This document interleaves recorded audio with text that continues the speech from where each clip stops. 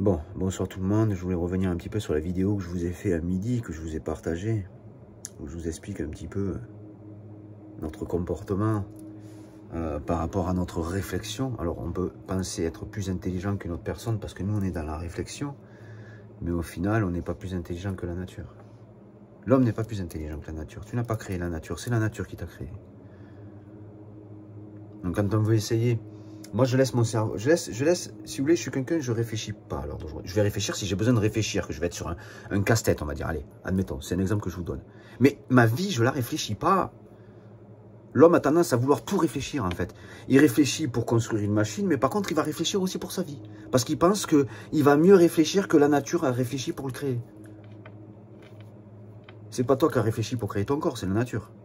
Donc la nature est plus intelligente que celui qui utilise le corps, que l'homme. Donc quelque part, marcher avec l'esprit libre, le cerveau libre, pour que la nature nous permette de faire ce qu'il y a à faire, c'est être en accord avec cette intelligence naturelle, l'intelligence créatrice du corps dans lequel vous êtes, et se mettre en accord avec cette forme d'intelligence-là, et être uni au grand tout. L'homme qui va réfléchir dans sa propre réflexion personnelle, va s'isoler avec lui-même, s'isoler avec l'utilisation qu'il va faire de ce corps, et donc va utiliser de ce cerveau,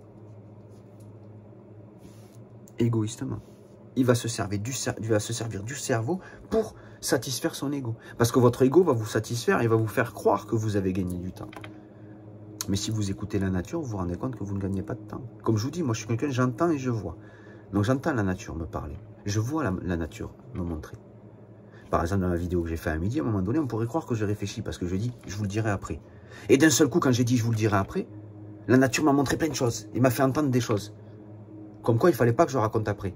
Je l'ai vu et je l'ai entendu. C'est pour ça que j'ai fait ça. Du coup, vous pouvez vous dire, ouais, t'as vu, il dit qu'il ne réfléchit pas, mais il vient de se mettre dans la réflexion. Non. J'étais dans la visualisation et dans l'écoute. La nature passe à travers vous si vous la laissez passer à travers vous. Donc j'entends et je vois pas. Oh, du coup, j'ai dit, ah ben non, ben en fait, je vais vous la raconter maintenant. Parce que la nature m'a démontré, m'a fait entendre qu'il ne fallait pas que je raconte après, il fallait que je raconte maintenant. Mais je n'ai pas réfléchi. Vous ne savez pas ce qui se passe dans la tête des autres. Vous supposez. Votre ego vous fait croire que vous savez voir ce qui se passe dans la tête des autres.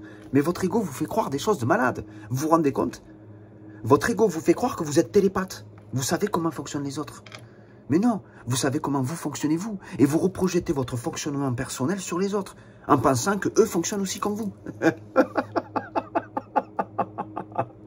Votre ego vous mène en bateau. Il vous fait croire, ouais, t'as vu, t'as gagné 5 minutes là, mec. Et la nature, le lendemain, t'en prends 10. Tu crois que t'as gagné quoi? Aujourd'hui, t'as gagné 5 minutes.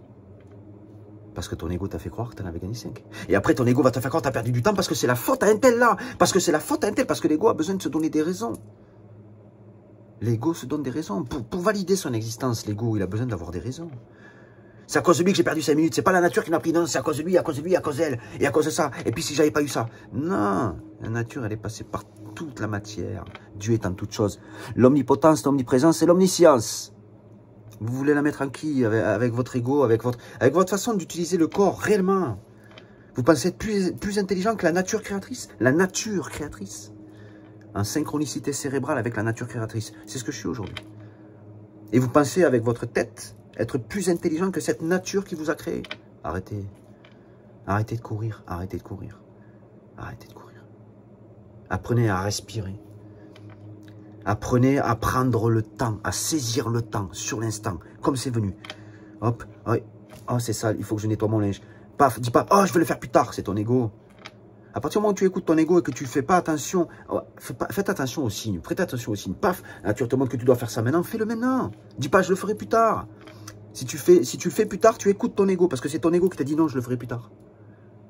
Alors que ton corps et la nature t'a appelé par un signe. Vous voyez ce que je veux dire? Prêtez attention aux signes. Fiez-vous aux signes, pas à votre ego, il vous parle, votre ego, vous l'écoutez intérieurement, il vous divise des autres. Quand vous réfléchissez, vous êtes seul avec votre réflexion.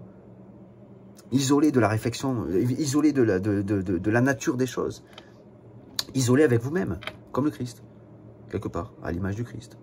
Vous portez votre croix, vous êtes crucifié à vos croyances, hein, et vous avez une épine, enfin une couronne d'épines sur la tête.